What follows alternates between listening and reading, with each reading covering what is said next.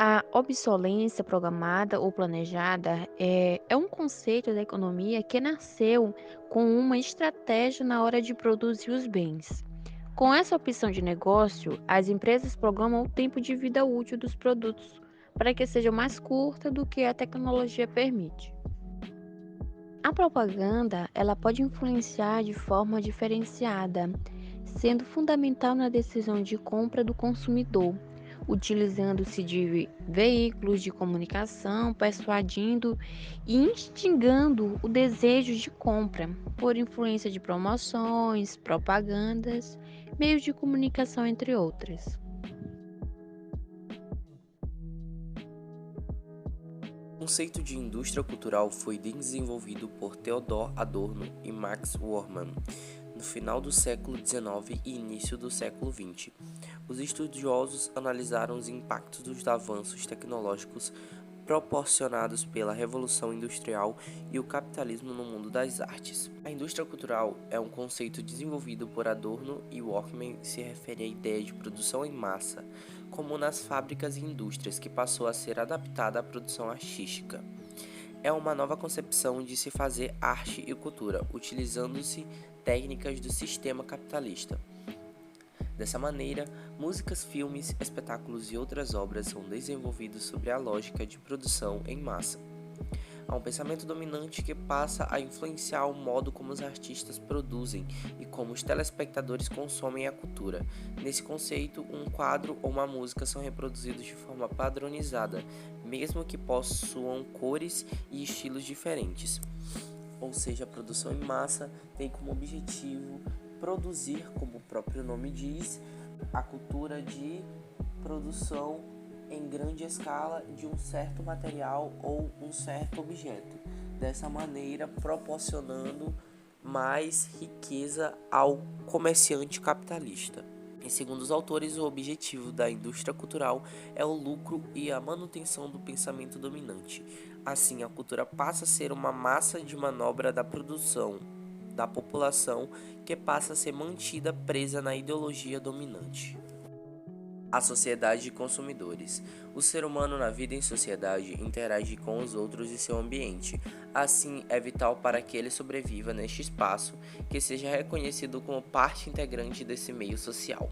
Como então se dá na modernidade líquida a aceitação e o reconhecimento de um indivíduo como um membro integrante da sociedade? Para Bauman, Zeyud Bauman, a sociedade de consumidores representa o tipo de sociedade que promove, encoraja ou reforça a escolha de um estilo de vida e uma estratégia existencial consumista e rejeita todas as opções culturais alternativas. Por isso, não há espaço para quem não cumpre o seu papel social primordial, qual seja ser um consumidor exemplar. Isto ocorre porque na sociedade contemporânea seus membros são avaliados por sua capacidade de consumir, sendo esta o termômetro que irá reconhecer ou não o seu valor no interior dessa escala social. Assim, seu lugar estará garantido somente enquanto exercer sua competência de consumidor, que deve ser exercida sem pausas, de forma voraz e contínua. Se assim não o for, imediatamente a sociedade de consumidores exclui aqueles com defeitos de fabricação, como por exemplo os que logo se satisfazem com o que consomem e não precisam sair a todo instante em busca de novidade do momento. Para eliminar qualquer risco de que existam membros defeituosos, estabelece-se na modernidade líquida uma cultura consumista na qual o consumidor não só é uma vocação, como também um direito e um dever humano universal. A sociedade e os consumidores. A sociedade de consumo consiste em um modelo de reprodução social baseado no consumismo. Essa sociedade tem um modo de organização próprio em que as relações humanas e de produção são direcionadas ao ato de consumir, sem causas e consequências. Consequências do consumo. O consumismo exagerado pode gerar inúmeras consequências, como o endividamento e o aparecimento de doenças como ansiedade e depressão, além de gerar consequências ao meio ambiente. A presença destas características pode, por exemplo, indicar a existência de um transtorno chamado oniomania. O consumismo significa fazer compras em excesso, e essa expressão ela é utilizada para pessoas que fazem compra por impulso e que muitas das vezes compram muitas coisas sem precisar e que exageram nessas compras. E a oniomania se caracteriza por um comportamento obsessivo em relação ao ato de comprar. Esse é um dos principais problemas gerados pelas sociedades industriais, porque esse aumento constante de consumo produz uma grande quantidade de descarte. Com o investimento na produção, a quantidade de mercadorias disponíveis para os consumidores cresce cada vez mais, e para vender o que era produzido, foi preciso estimular o desejo de compra nos consumidores. Por consequência disso, os hábitos de consumo foram cada vez mais incentivados e crescentes. O consumismo também gera danos ao meio ambiente, como o excesso de produção de lixo, além da grande quantidade de poluição gerada pelas indústrias. Poluição por plástico. A poluição por plástico causa diversos impactos socioambientais, já que o plástico degrada-se em partículas menores, devido à ação da luz solar e da água, que forma microplásticos. Isso afeta a qualidade do ar e impede a penetração de oxigênio nos sedimentos, comprometendo também o ciclo bioquímico da flora marinha. Os plásticos, como artes de pesca, boias, garrafas, sacos plásticos, balões, plásticos de embalagem, canudos e etc., são atualmente reconhecidos como uma das mais importantes e preocupantes formas de poluição do meio marinho. Estima-se que existam 250 mil toneladas de plásticos espalhados pelos oceanos do planeta. Um estudo destaca que a poluição plástica nos ecossistemas aquáticos cresceu consideravelmente nos últimos anos e deve dobrar até 2030, com consequências terríveis para a saúde, a economia, a biodiversidade e o clima. A poluição por plástico não gera consequências apenas no meio marinho. Com as queimadas ou incineração do plástico, pode liberar na atmosfera gases tóxicos, halógenos e dióxido de nitrogênio e dióxido de enxofre, extremamente prejudiciais à saúde humana. O descarte ao ar livre também polui aquíferos, corpos de água e reservatórios, provocando aumento de problemas respiratórios, doenças cardíacas e danos ao sistema nervoso da pessoa exposta. Existem algumas formas para reduzir o consumo de plástico e assim ajudar o meio ambiente, que é evitar os plásticos de uso único, tais como canudinhos das bebidas. Se for fazer as compras de supermercado, não esqueça de levar uma sacola de tecido, comprar mais alimentos a granel e menos produtos embalados, substituir os depósitos de plástico por recipientes de vidro ou aço, conscientizar os amigos e familiares, porque é bem importante para que eles entendam a importância de reduzir o consumo de plástico, prestar atenção ao colocar lixos nas lixeiras para colocar de maneira correta e evitar o uso de cosméticos que contenham microplásticos. Compre uma escova biodegradável e vista-se com tecidos naturais. Aposte na reutilização e dê uma segunda oportunidade para certas embalagens.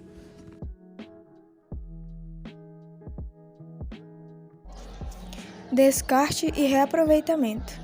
Inúmeros de resíduos são descartados incorretamente e assim poluindo o nosso meio ambiente, sendo considerados vilões da história e trazendo danos ao nosso planeta. Mas para servir de exemplo, algumas empresas e a própria população reutilizam seus produtos, pois quanto mais reciclar, mais diminuirá os custos com a população urbana para manter uma boa qualidade dos ecossistemas e de vida. Geração de energia através do lixo. O lixo orgânico produz biogás, misturas gasosas, combustível produzida através da biodegradação da matéria orgânica pela ação de bactérias na ausência de oxigênio. Esse gás combustível, se for canalizado, pode ser fonte alternativa de energia elétrica.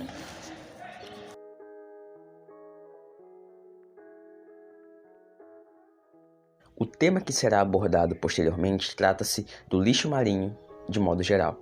Os oceanos cobrem cerca de 70% da superfície do nosso planeta e há lixo marinho praticamente por toda parte. O lixo marinho, principalmente os plásticos, ameaça não só a saúde dos nossos mares e costas, mas também a nossa economia e as nossas comunidades. O lixo marinho é composto por materiais sólidos que são fabricados ou transformados em plásticos, filtros de cigarros, vidro, metal ou madeira, que são despejados no meio ambiente. E o ambiente marinho ele sofre graves consequências em decorrência dessa problemática, tendo em vista que esta prática, como acidentes que envolvem naufrágios de navios com cargas como petróleo, dentre outros resíduos, causam a poluição desse meio ambiente, afetando não somente os oceanos, mas também os animais que vivem naquele ecossistema. E em decorrência de toda essa poluição, o nosso planeta sofre de modo geral. Então é necessário que práticas de prevenção e conscientização sejam adotadas por essas empresas que investem no transporte dessas cargas. O tema que será abordado posteriormente trata-se dos catadores e das cooperativas. As cooperativas de reciclagem ou de catadores foram criadas no Brasil a partir da década de 90, com o objetivo de melhorar a qualidade de vida de toda uma categoria de trabalhadores, além de gerar mais renda e facilitar a inclusão social.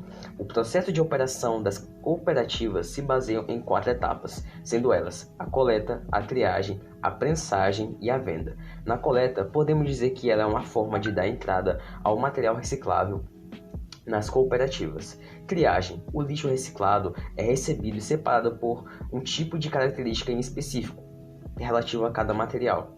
Enquanto a prensagem, o material é prensado e enfardado, utilizando grandes prensas. E por fim a venda, que nada mais é do que o material que é transportado e vendido às empresas recicladoras.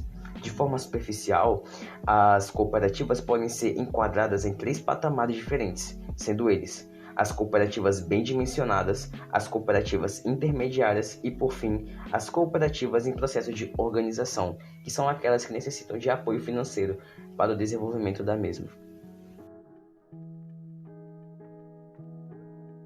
A compostagem vem em seu processo biológico de valorização da matéria orgânica, seja ela de origem urbana, doméstica, industrial, agrícola ou florestal, e pode ser considerada como um tipo de reciclagem do lixo orgânico. Trata-se de um processo natural, em que os micro-organismos, como fungos e bactérias, são responsáveis pela degradação de certos tipos de resíduos, transformando-as em humus, um material muito rico em nutrientes e fértil. O consumo consciente é aquele que cada escolha é feita pensando no impacto que terá no meio ambiente, na sociedade e até nas suas finanças. Bom, os benefícios do consumo consciente contribuir para a sustentabilidade, não só do planeta, mas como também de suas finanças, no geral. E para participar desse movimento, basta levar em consideração, sempre que comprar algo, os impactos ambientais que poderá causar. E esta é uma frase de John Piper que diz: a marca da cultura de consumo é a redução do ser para ter, fazendo a analogia entre o mercado consumista e a supervalorização dos produtos. Esta foi a nossa apresentação e muito obrigado a você, telespectador.